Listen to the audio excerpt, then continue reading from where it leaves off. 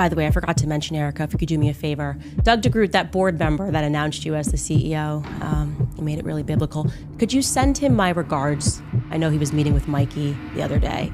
Just send him my regards, because we're everywhere, and we're watching, and we're listening.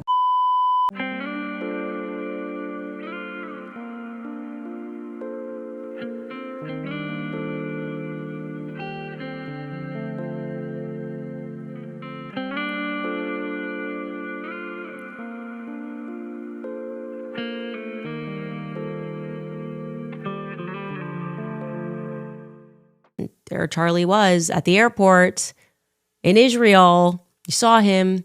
Your mom said, go up to him. She's a pusher, right? Lori's a pusher.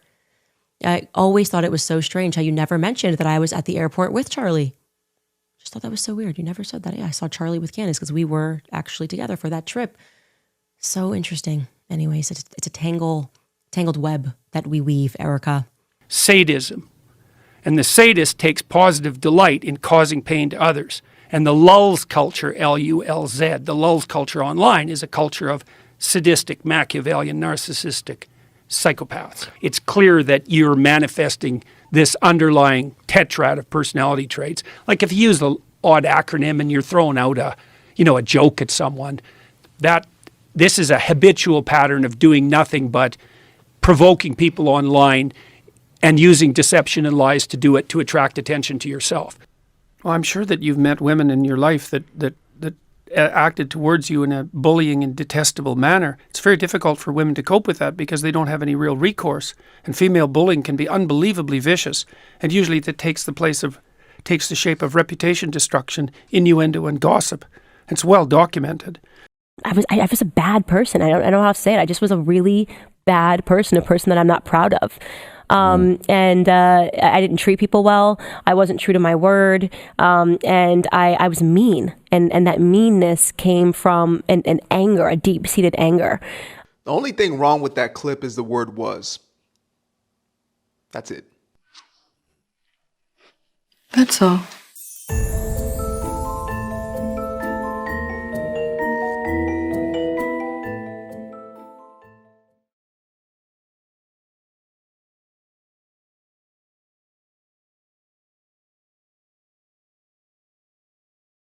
I'm sure you've seen it. It's been everywhere. Here is Drewski mocking Erika Kirk.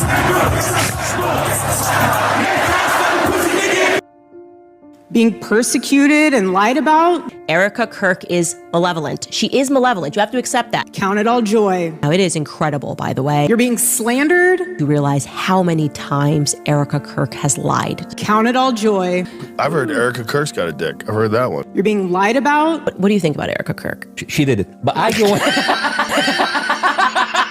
Count it all joy. Again, he would walk through the door, drop his bags, daddy's home, take his phone Friday night, Shabbat Shalom, throw it in the junk drawer, and it was just all us. This is my fave. Daddy's home, Shabbat Shalom. Your church is being persecuted. Erika never says Jesus Christ. She just can't say it. She only ever says the Lord or God. I wonder which Lord and God she's really talking about. Count it all joy. Erika is the kind of friend that will steal your money. Count it all joy. And then pray that you find it. Count it all joy. Overwhelmed right now, Mr. Vice President. I'm just so overwhelmed. Dab, dab, dab. No tears. I'm so overwhelmed. And he was probably like, oh my God. And my kids, I just don't want my kids to be an orphan, Mr. Vice President. I know, I'm so sorry. That's what I think went down. What a nasty fucking bitch. What Candace is doing is evil. It's not edgy. It's not provocative or contrarian. It's evil. It's the deliberate, sustained, monetized infliction of harm on a grieving widow for views and money and personal vendetta.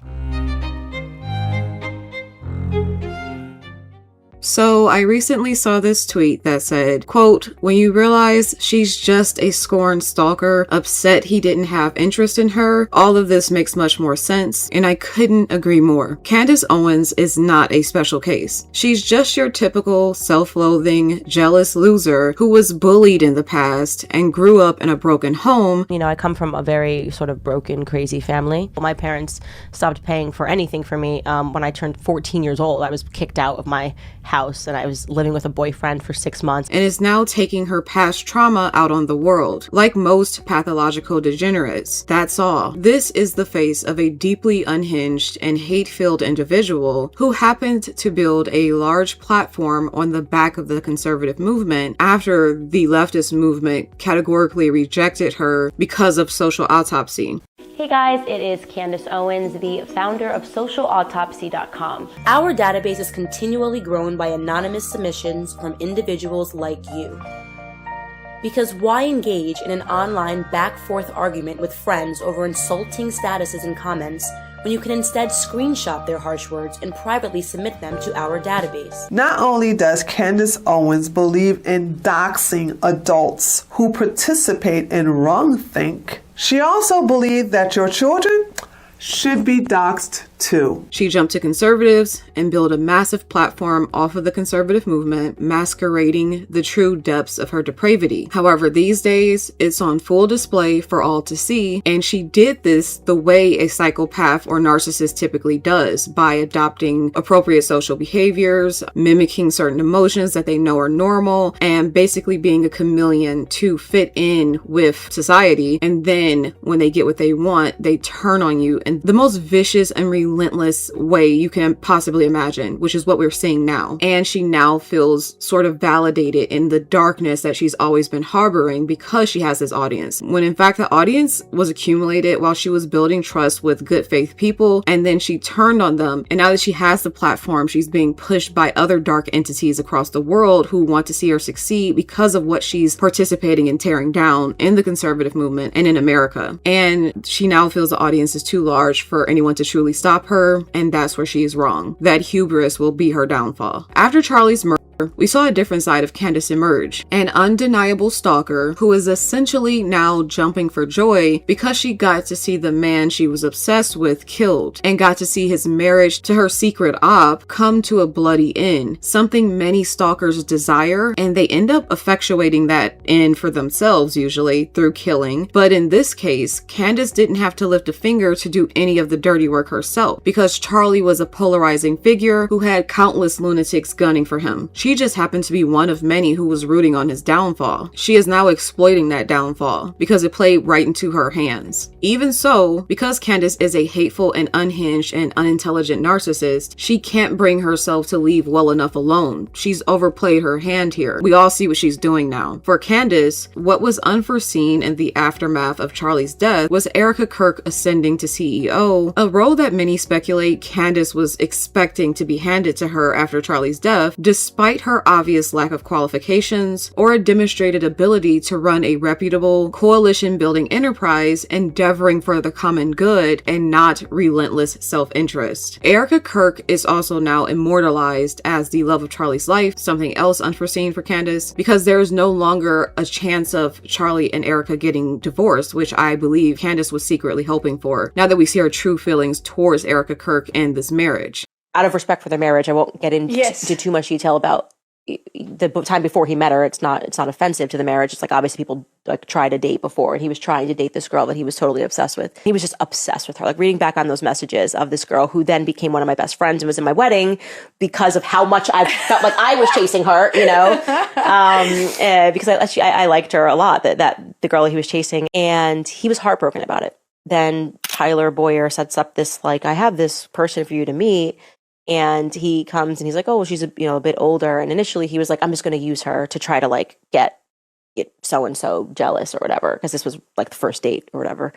And then she was a bit more persistent and giving him the godly spiel, and the messages, and I'm just going through our messages, like, look, this is maybe what God wanted me to have. And, he was sort of wrapped in on, hooked on that because Charlie is a Christian. And so when I went to meet her, obviously my first instinct as a woman was that she was older than me. And I just thought, that's kind of weird that she would be into Charlie, because Charlie's quite young in those ways. Dear Erika, you and Charlie began dating in earnest in 2019. I met Erika for the first time. So we met at the Turning Point headquarters office opening, August 2018. He goes, I'm going to date you. I didn't want to be friends with her, but if she wanted to date, that would be great. I had enough friends. Do I have any time to think about it? You and Charlie began dating in 2019. Yeah, you have until tomorrow night when I take you out for dinner, but I got a boyfriend. The first date ended telling her I needed to see her again. In 2019, you and Charlie began dating. Then I guess our second date was... You and Charlie began dating. A basketball date. I said, hey, do you want to go to Hawaii tomorrow? In 2019. Because I was going anyway.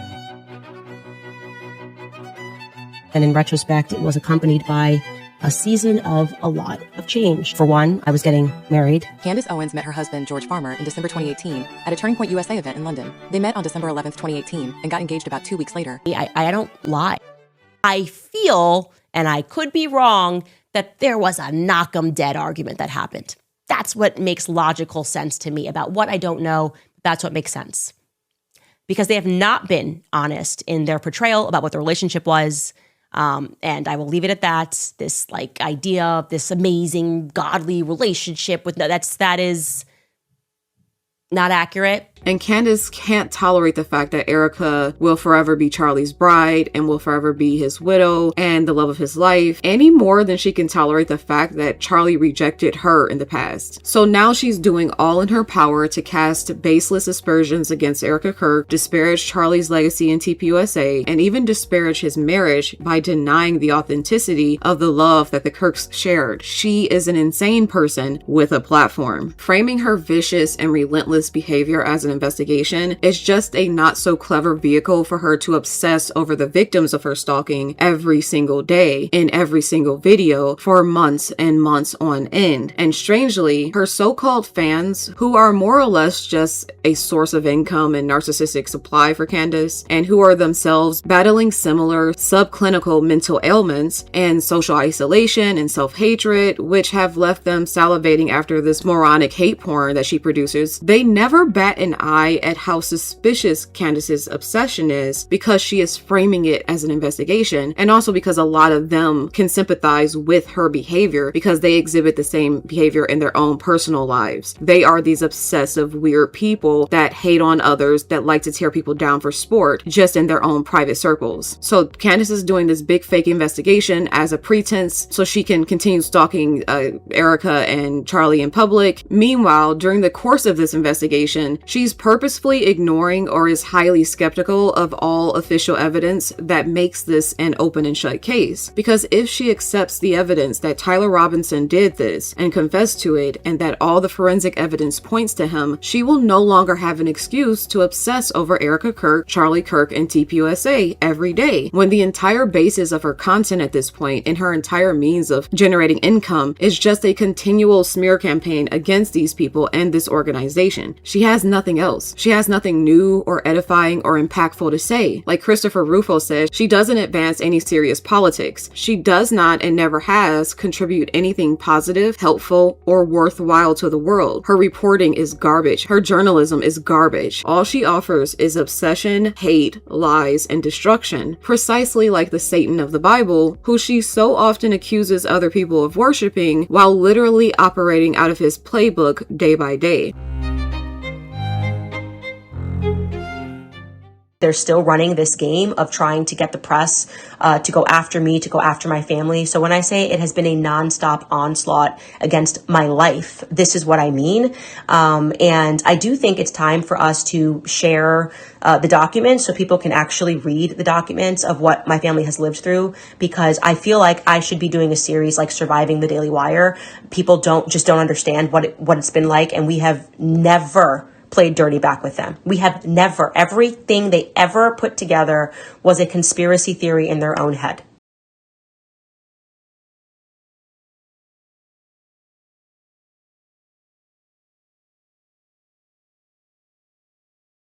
Funny enough, Candace would have you to believe that she is the true victim of stalking for the past few years, by two men in particular, who happen to be her latest former employers, because mind you, she has many former employers. But she is currently claiming that if anything happens to her, Ben Shapiro and Jeremy Boring of the Daily Wire would be behind it, because according to her, they have been relentlessly stalking and attacking her since she left the company. Meanwhile, in reality, both Jeremy and Ben were extremely hesitant to speak on the details of her departure, and only admitted this year, when Candace's rhetoric against Erika Kirk became so dangerous and unhinged, that they fired her for her despicable behavior and anti-Semitic rhetoric, and that they both regretted hiring her. We at Daily Wire, I can say this. when we hired Candace Owens in late 2020, early 2021, we had no indicator of the direction that she was going to turn at the time. It is one of my great regrets. I know that it is one of the great regrets for Jeremy Boring and Caleb Robinson, who were the co-CEOs of the company at the time. And it became increasingly clear that Candace had little connection with the truth. I, for one, wanted to fire Candace significantly earlier than she actually was fired. It was not my decision. Eventually, Jeremy and Caleb made the proper and correct decision to fire Candace Owens. I certainly think that hiring Candace is probably the biggest mistake of my professional life so far. At the time, I had misgivings about Candace, but it wasn't a completely cynical decision. I believed that Candace could be a great force for good in the world. It took for a video from a private meeting to be leaked by Steven Crowder to hear Jeremy's thoughts on Candace's departure and the reasoning behind it. 15 minutes ago, the Daily Wire terminated its relationship with Candace Owens. That Candace has moved in a direction that the Daily Wire simply cannot and will not support. Candace's shift has done enormous damage to our brand, damage that we've decided we just can't allow to continue. Mostly, but by no means all of this tarnishment to our brand stems from Candace's flirting with, winking at, and even directly engaging in content widely viewed as anti-Semitic and from associating herself with well-known anti-Semites. The Daily Wire, contrary to public opinion, is not owned by Jews. In fact, the majority of it is owned by Christians, myself included. But Candace has now become a voice I simply cannot align with. I believe that she's doing great harm in the world and to the brand that I've worked really hard to build over this last decade, and I'm just no longer willing to subsidize it. He was not publicly attacking her, nor was Ben, while the reverse was true all along. She was stalking and attacking and disparaging the Daily Wire since her departure, the same way she is doing now with TPUSA. This is Candace's pattern of behavior. And mind you, this is what Candace is constituting as attacks on her. And an attention-seeking sociopath named Candace Owens makes it her singular mission to implicate the widow and the people closest to the victim in the murder, and in the process activates thousands, perhaps millions of people to target the widow. Now, obviously, this is wicked. Not just because Candace Owens and her sick followers are providing the basis for a Tyler Robinson reasonable doubt claim. That probably won't work because there is no reasonable doubt here. It's actually disgusting because Candace's goal here is simple. Generate hate, maybe even violence against Erika Kirk, TPUSA, and all her political opponents. It's not about the facts for Candace. It's never been about the facts or the truth. It's about generating fake smoke so that people will think there is a fire, and so that people then train their fire on people Candace Owens despises. Here are just a few examples from just the last few weeks. Candace appeared on the Fresh and Fit podcast, which itself skews anti-Semitism and talks about the JQ, which means the Jewish question, routinely. And Candace said nothing while the host played a cha-ching cash register sound at the mention of any Jew or Israel, including Ben Shapiro's wife. We have a clip here of that for you. He is very passionate about Israel. He's married to an Israeli. I mean, that makes sense, I guess. Yeah. You know? When she traveled to Romania to interview Andrew Tate, Caleb was clear that we wouldn't pay for her to rehabilitate a pornographer, con man, and an accused rapist. Candace assured him that hers would not be a softball interview. But of course it was. Candace not only allowed Andrew Tate to misrepresent his past statements and the charges against him, she helped him do so. I want to be clear about this. Andrew and Tristan Tate are very bad men who have boasted and even sold courses teaching how to manipulate women through sex into doing pornography for your profit. And of course, Candace has recently said that she's willing to stake her entire professional reputation on the fact that French President Macron's wife was born a man, despite the claims already having been proven false in French courts.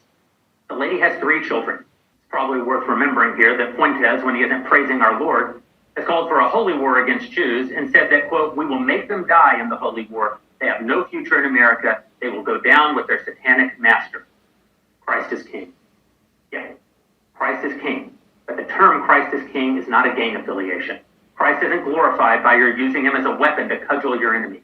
Candace went over all of it on her show and on her X posts day after day, planting seeds in the soil her audience inhabits. But Candace is a highly skilled communicator. She knew exactly what she was doing. Her audience, already trained to read between her lines, heard exactly what she was implying. They began assembling a picture in which Erika Kirk was a suspect rather than a widow. Breadcrumb after breadcrumb, by the time Candace pivoted in late February to the explicit, named, multi-part docuseries called Bride of Charlie, she wasn't introducing her audience to a brand new accusation. She was finally saying out loud what she'd spent 5 months training them to suspect. What Candace is doing is evil. It's not edgy. It's not provocative or contrarian. It's evil. It's the deliberate, sustained, monetized infliction of harm on a grieving widow for views and money and personal vendetta. Basically videos or tweets of Ben and Jeremy calling out the brain rot filth she is peddling to the public and saying how evil and sick it is for her to be attacking Charlie's widow and his organization and his closest friends while pretending to champion him in death. And they are exactly right. This is not stalking. It is full-throated, highly astute, and well-articulated public criticism of her publicly ludicrous behavior. Notice how she can never engage with the substance of anyone's criticisms of her, no matter how nuanced and thorough they are. She just shifts to slander. She has to find a means by which to smear them in order to discredit them to her audience, thereby, in her mind, summarily dismissing their criticisms without even engaging with them because this person or that person is immoral or not normal in some way. She uses the label not normal to disparage a number of people's characters and behaviors when she doesn't have legitimate criticisms about them or legitimate rebuttals for the things they are saying about her and her content. And the irony of that is, everyone she calls not normal are saying and doing things that are perfectly normal and sane and socially acceptable, unlike her, who is deeply and irredeemably abnormal in every way. She exhibits a sociopathic or antisocial personality disorder, and that is undeniable. Her history, her family dynamics, her career path, her social circles, her marriage, her pregnancies, her speech patterns.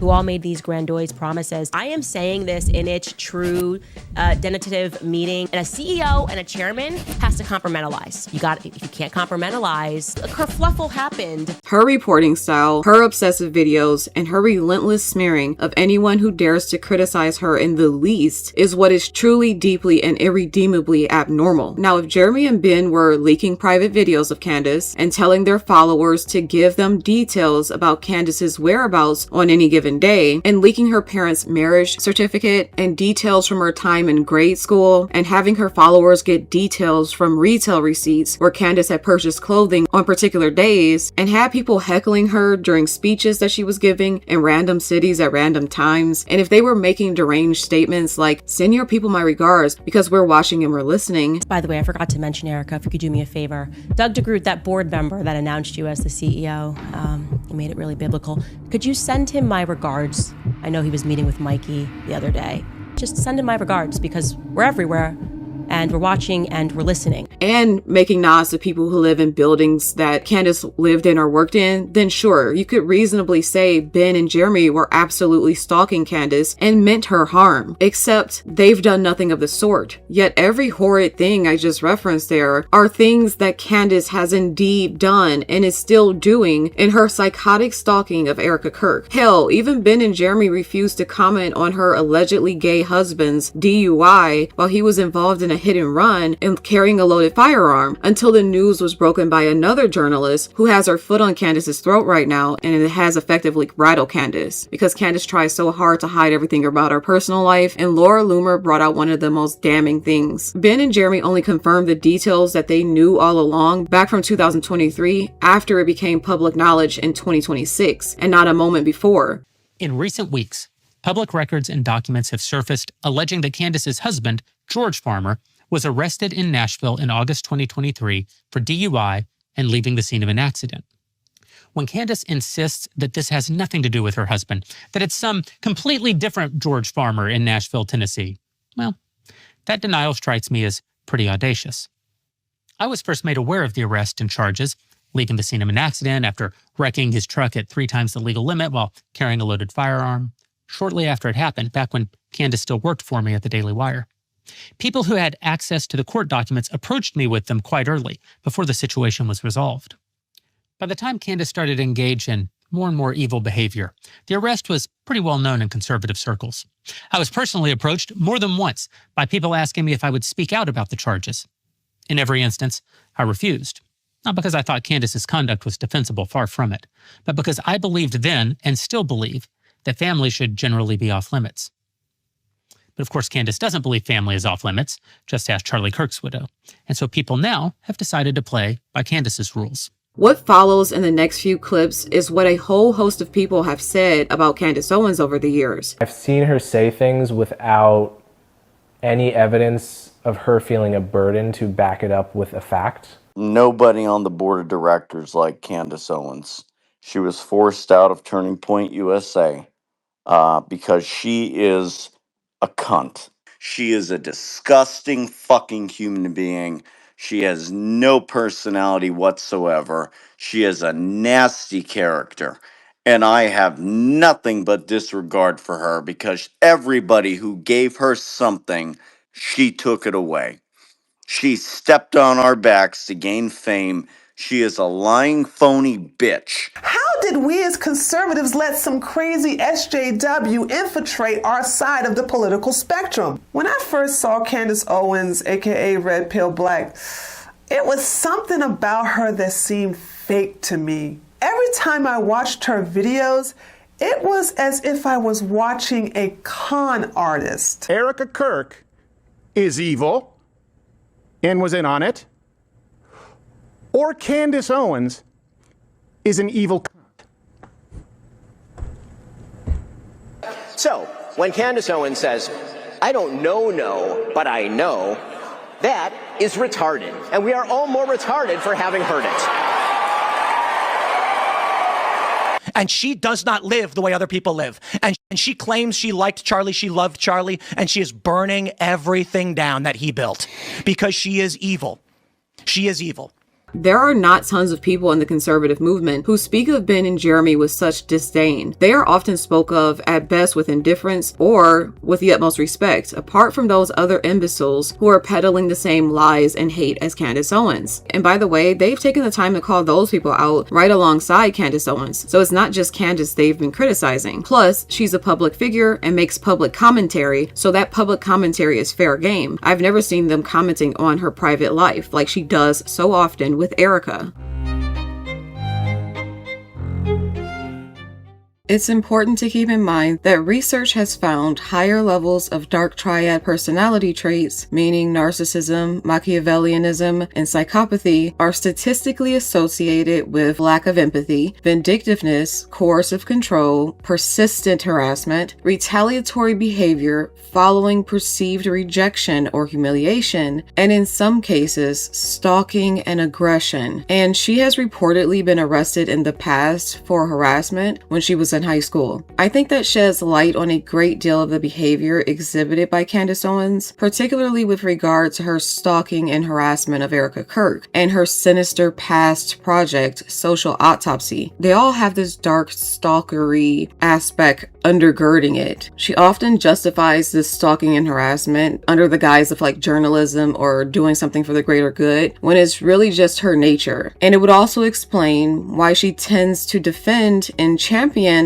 manipulative men accused and convicted of horrific abuses towards women, including rape and human trafficking. For some reason, she finds common cause with them and tries to justify a lot of their horrendous behavior. According to a source for the New York Post, after Charlie started dating Erika in 2018, the source added, Owens was feeling usurped by Erika basically. Who is this interloper who knew nothing taking over? Which in my opinion would explain a lot of what we're seeing now. The hideous, relentless attacks against Erika, now that Charlie is no longer around to defend her or his company, and the blatant jealousy towards Erika for her determination to continue Charlie's legacy, and the grace in her carriage, her striking beauty, and her fearsome protectiveness of her TPUSA family. Candace is attacking every aspect of that. The only evidence you need that Charlie was not Candace's friend and that he felt blackmailed into remaining cordial with her publicly to protect his company is the fact that the moment this man died, before his body was even cold and embalmed, this psycho set out on an unhinged mission to destroy everything he ever built and disparage his memory and destroy the sanctity of his marriage by accusing his wife of being complicit in his murder and pretending their relationship was fake. That is proof positive that Charlie was not friends with her before his death and that he was maintaining a relationship with her so that she wouldn't disparage his company, which she is doing now relentlessly. Do you realize how megalomaniacal that is? She is so obviously a scorned stalker. This is precisely how they behave. I've watched enough true crime to know the relentless and vicious harassment, hell-bent on the destruction of the man who rejected her, and the woman he chose instead is textbook stalker behavior. He chose Erika over her, and friends, Candace Owens has been low-key seething ever since. At the dissolution of their professional and platonic relationship, look at the things she posts about him, pretending to be on some sick crusade, fighting on his behalf when really she is destroying his legacy, tormenting his widow, and trying to free his confessed killer. The killer confessed multiple times through multiple mediums and even turned himself in. Still, she is defending his killer while pretending to advocate for Charlie in doing so. This woman is not well, and I fear greatly for her children. She is obsessed with this man, obsessed with fomenting violence against his widow, and obsessed with making the public think his death is somehow about her, and that she is the only one who truly knew him and can speak on him, not his wife. Where is her husband in all of this? The way she is behaving in the wake of Charlie's death is the only proof you'll ever need that Candace's marriage is a loveless sham. Well, that and any photo of her and George ever taken ever, in the deadpan, soulless way he speaks of their incredibly tepid and transactional marriage proposal.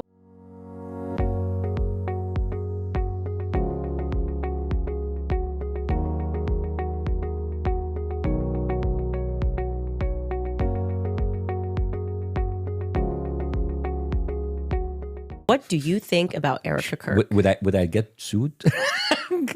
Throw it in the pile. Of course you will. I don't want to say anything that's controversial. She did it, but I don't want. And it was beyond intuition. It was beyond her being weird. It was beyond her being at the office. And then I got the Zoom calls. My assumption was that she was grieving like I was. And my assumption, I didn't know she was in the office the next week. As soon as she got back, she just went straight to the office. It was almost like poetic, the stuff that he was writing about how love could kind of make men move mountains. And so for me to have to mourn him and then have to consider that the thing that he wanted most, like he didn't get, that is not a real person, that is not a real grieving widow, and I simply don't care. Warp widow. That's what we're calling it. It's Erika Kirk. It's the vaccine. And how's our emotional asset doing today? Anybody want to check in? It's a smile I just could not put on following my husband's public assassination. And sheet, you're an idiot. She has no idea what's going on. She is what she's always been, a pageant girl. Tell her lines that she has to remember and she can utter them back to you. And usually it's not without and the perceived authenticity. Erika is not the archetype of a model actress seeking money and fame and then settling into a quiet life with a wealthy, good-looking husband. She is the wolf type who wants to be in the place of that husband. She is not born for that you might be involved in trafficking, potentially murder. You should probably just respond factually and formally with something obvious, something other. All right, you guys, straight to jail. For questioning at least Erika. I have seen enough, ladies and gentlemen. I've seen enough. Erika Kirk should be dragged into a police precinct for questioning.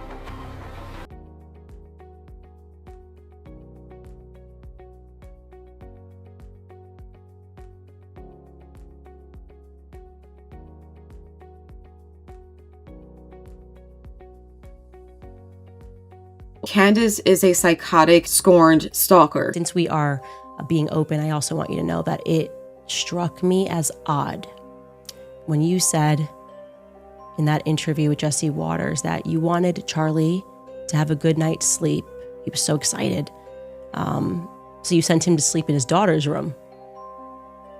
I know, it just registered to me as a little bit backwards. If I wanted my husband to have a good night's sleep because of something he had the next day, I'd probably let him sleep in the room, and I would sleep in my daughter's room.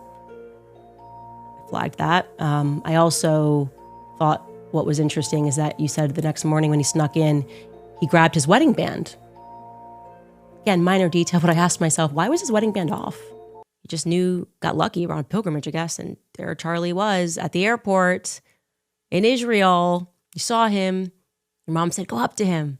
She's a pusher, right? Lori's a pusher. I always thought it was so strange how you never mentioned that I was at the airport with Charlie. Just thought that was so weird. You never said that. Yeah, I saw Charlie with Candace because we were actually together for that trip. So interesting. Anyways, it's a tangled web that we weave, Erika.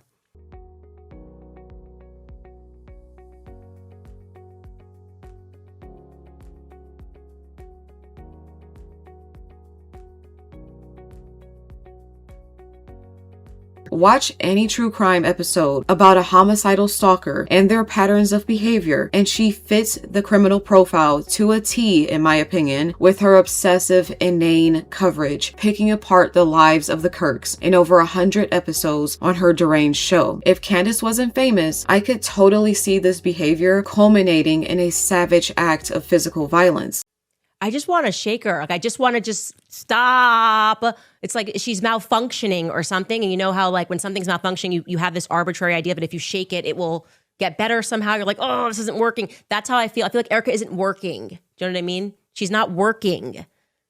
And I want it fixed. It's driving me insane. That's how much pain and rage is apparent anytime she speaks on this poor woman who is just trying to mourn the loss of her beautiful young husband and raise her beautiful young children and carry on his legacy. That's how unhinged her hatred and jealousy of Erika Kirk is. It is now undeniable. There is nothing noble about anything Candace is currently doing. Her retarded fake investigation is just a pathetically transparent pretense that she uses so she can torment the woman she hates. The public scrutiny on Candace's life is, I believe, the only thing that helped her refrain from hurting Erika and Charlie thus far. Even so, despite the public scrutiny, she has become completely untethered in the aftermath of Charlie's death, partly because she was clearly secretly obsessed with him and in love with him, but also because it meant the ascension of the angelically gorgeous Erika as the face of TPUSA, something Candace has always wanted to be, but was rejected from when she didn't measure up in 2019. Even Charlie's producer mentioned she would basically still stalk and terrorize the company and call and demand to be allowed to speak at their events despite their public parting of ways. She just couldn't let it go. And this was all kept under wraps until Charlie's death. I just remember her always talking about how she wanted to be like a suburban wife. Like, she wanted to drive like a black Escalade. She used to talk about how Club Monaco was her favorite store, and she always just wanted to have like a white husband and be like, you know, married to like a established white man. I was 5 years old, and there was a girl named Lindsay DeLeo. She was this blonde girl with blue eyes, and her mother invited me over for a play date. And I went to her house, and I was just shocked that people lived in the way that she lived. She lived in the suburbs. She had a massive house. She had this Victorian concept room. She had a nanny. She had a playroom. And I just remember being shocked. And she used to tell me like, oh, I don't date black men. And she's like, in fact, when I was in high school, I was known as the girl that would like go to the club and basically steal your man. And she would tell me these stories about how there were all these like rich, pretty, like blonde white girls with blue eyes who had everything in the world. They were like popular girls. And Candace said, oh yeah, I would always like go to the clubs and go out and like make out with their boyfriends and basically be like, I could take your man, bitch. Like, that's how she literally used to talk. And she would say, there was something just like really satisfying to me about being a black girl from the hood, being able to like walk into a ritzy bar in Greenwich and leave with the hottest white guy there and basically like ruin the relationship of like the popular white girl. This is how she used to speak. Erika is the embodiment of Candace's greatest rejection. Of all the rich white boys Candace allegedly manipulated and used while endeavoring to become upwardly mobile, Charlie was the one that got away because he saw right through her from the beginning and chose spiritual lightness over spiritual darkness. Erika was the love of Charlie's life, the apple of his eye, his partner in crime, the mother of his children, and now the Conservative Party Barbie doll who is close to President Trump and who is articulate and intelligent and adored by all the respectable conservative media pundits, politicians, and Christians across the board. Candace could not handle the ascension of Erika Kirk as female CEO of a company that fired her and as the new Christian Republican darling, getting tons of engagement and adulation after Charlie's death, so she decided to burn it all down. She cut ties with the Republican Party, with Trump, and has set out to slander and destroy Erika at all costs in every way she could. That includes normalizing the hatred and slander of Erika and encouraging her mass stalking, along with an unprecedented dose of digital terrorism, or what the fuck does AOC call it? Stochastic terrorism. Erika got it the worst because she represents everything Candace could never be, but desperately wanted to be since she was being bullied as a black girl in a predominantly white high school so long ago. A drop-dead gorgeous white woman who is very privileged, who effortlessly has the attention of white men without the need for tricks and manipulation, who is educated and successful and earned her merits through hard work and marrying well, not through scandal, controversy, hate-mongering, political prostitution, and arranged marriage and conspiracy peddling to the sub-zero IQ contingent of the internet. That's why she meticulously attacked every aspect of Erika's background, and everything that is celebrated about Erika she tried to tear down because she is intimidated by it. There's just so much evidence of how furious she was with Charlie all along. Recently, Dave Rubin came forward and verified a claim that had been posited by many in the conservative space, that Candace Owens actually hated Charlie Kirk before he died. And this is the tweet he posted. And here's insight from other people who were close to Charlie before his death, saying how Candace and Charlie were not friends at the time of his death. It is also known by everyone that the thing that gave Charlie literal ulcers from anxiety and worry was Candace Owens. It is known by everyone inside that whenever Candace would come up, Candace is calling, she wants something, or she wants to talk about something, or she wants to come this, she wants to come that, Charlie would be riddled with such anxiety that other people would have to talk to Candace for Charlie, because Charlie knew what Candace actually was. And Tim Pool confirmed that he'd seen text messages from someone that proved Candace hated Charlie before his death. And all the while, she was publicly implying Charlie was her close friend and sharing their old private text messages to deceive the public into believing her about this stupid investigation.